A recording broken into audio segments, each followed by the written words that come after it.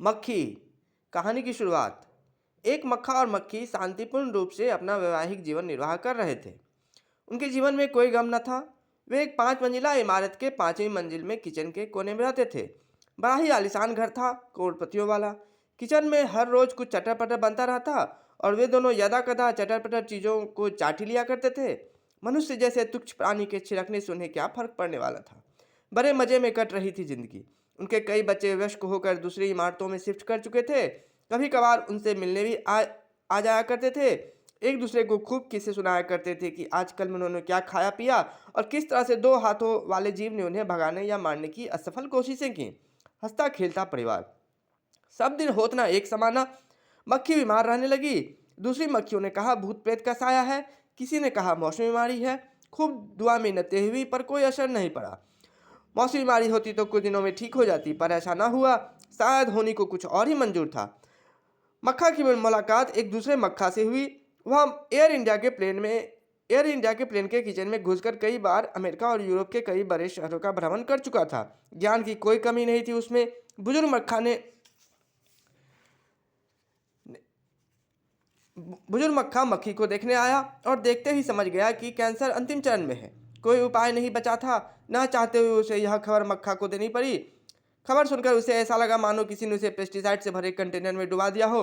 पर मक्खी की खातिर उसने अपने आप को संभाला। चेहरे पर मुस्कान लाकर मक्खी को जाकर कहा, बस मामूली सर्दी जुकाम है या अपच है, ठीक हो ही जाएगा, बस कुछ दिनों की बात है।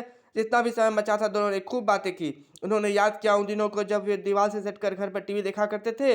मालिक मालकिन जो कचौरी अपने लाया करते थे, ये दोनों उसका भी खूब मजा लेते थे। कई फिल्में देखी थी इन्होंने, कभी उड़ उड़ करते, कभी सोफा पर बैठकर। मक्खी तो देवानंद की फैन थी। देवानंद की सारी फिल्में देखी थी। गाइड, ज्वेल थिफ, जॉनी मेरा नाम। गाइड तो दोनों की फेवरेट फिल्म थी। बड़े ही खुशनुमा दिन थे वे। मक्खी तो याद कर करके डिप्रेस हुआ जा रहा था कि वे पुराने दिन अब नहीं आने वाले। ईश्वर पर से उसका विश्वास उठा जा रहा था। ईश्वर होता तो डीडीटी का आविष्कार ही कोई क्यों करता। हर डर सच हो ही जाता है। वह मनहूस दिन भी आ ही गया जब मक्खी ने उसके सामने दम तोड़ दिया। वह चाह कर भी उसे थाम ना सका। दीवार से चिपकी न रह सकी बेचारी और नौकरानी के झाड़ू के साथ अपनी अंतिम यात्रा पर निकल पड़ी। मक्खा ने अपने सपने में भी नहीं सोचा था कि उसकी सुंदर प्रियतमा इस तरह से कचरे के ढेर में गुम हो जाएगी। और रामकृष्ण परमहंस कहते हैं, भगवान आछे। अपनी मक्खी के कम्प्लेक्स आइज को याद कर करके वह पागल हुआ जा रहा था। मक्खी के आंखों में वह अपनी अपनी सैकड़ों प्रतिबिंब देखा करता था और सोचा करता था कि भगवान के अलावा कौन घट सकता है इन्हें। अब कुछ नहीं बचा था तो सिर्फ सन्नाटा। मक्खी के पंखों की अभिननाट की वह संगीत अब वह कभी सुन नहीं पाएगा। रात भर वह सो नहीं सका। जिंदगी बोझ लेने लगी।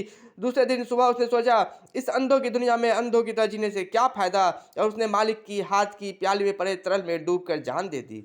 कहानी अभी बाकी है। आदमी। कहानी का अंत। एक आदमी और उसकी पत्नी बेहद ही अशांतिपूर्ण रूप से अपना असफल वैवाहिक जीवन व्यतीत कर रहे थे। पैसे की कोई कमी नहीं थी उनके जीवन में, बस कमी थी तो बस शांति की।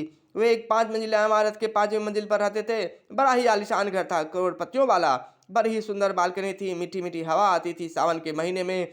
पर उस घर में वह कुछ नहीं होता था जो होना चाहिए सावन के महीने में। आदमी बहुत ही कम आयु में एक महत्वपूर्ण सरकारी महकमे में उच्च पद पर आसीन था। बहुत ही खूबसूरत पत्नी थी उसकी, परंतु उसकी खूबसूरती उसे डराती थी। शक और संदेह की बीमारी उसकी आत्मा को दीमक की तरह चाटे जा रही थी। आग में घी का काम करती थी उसका निसंतान होना। अपना ही घर उसे कुंभी नरक की भांति प्रतीत होता था। ऑफिस जाकर ही उसे चैन आता था। वह उसकी मर्दानगी और आबदार चेहरा कर्मचारियों को थर थर कांपाती। वह हमेशा समय पर ऑफिस पहुंचता और समय से ज्यादा देर तक ऑफिस में काम करता।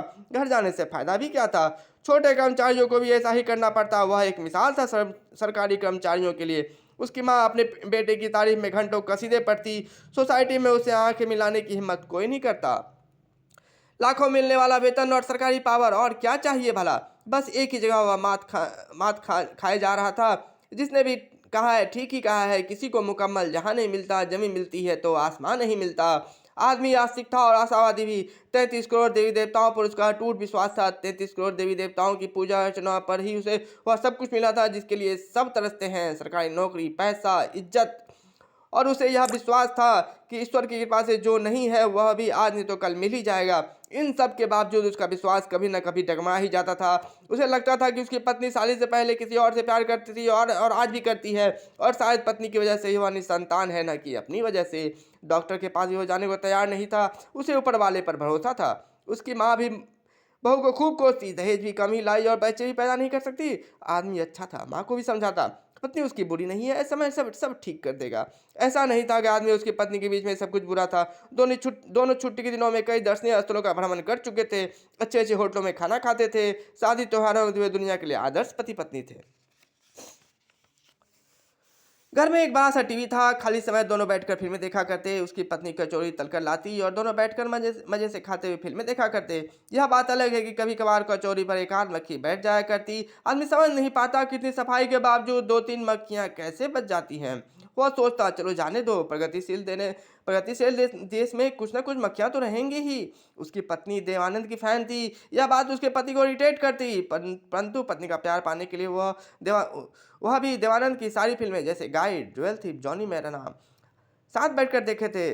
पत्नी के सामने तो उसने गाइड फिल्म की इंटेलेक्चुअल व्याख्या भी कर डाली थी। पत्नी भी इंप्रेस हो गई थी, परंतु किंतु फिर भी वह इस बात को दिमाग से पूरी तरह निकाल नहीं पाता था कि शायद उसकी पत्नी पिछले कई वर्षों से किसी और से मिलती जुलती रही है। यकीन से कुछ भी कहना मुश्किल था। बस इसी तरह से जिंदगी कट रही थी। Whatever he was an incorrigible optimist.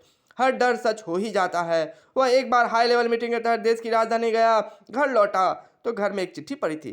पत्नी ने लिखा था कि वह किसी और के साथ जा रही है, उसे ढूंढने की कोशिश ना करे। उसके पैरों के तले से जमीन खिसक गई। वह समाज में क्या मुंह दिखाएगा। दूसरी एक क्षमताओं के सामने बौद्धिक क्षमता कमतर नजर आ रही थी। कोई और होता तो शायद टूट जाता, but he was an incorrigible optimist. संभाल लिया उसने अपने आप को। वह रात भर इस मुद्दे से ध्यान हटाकर आराम से सोया। सुबह उसे हल्का और अभूतपूर्व शांति महसूस हो रही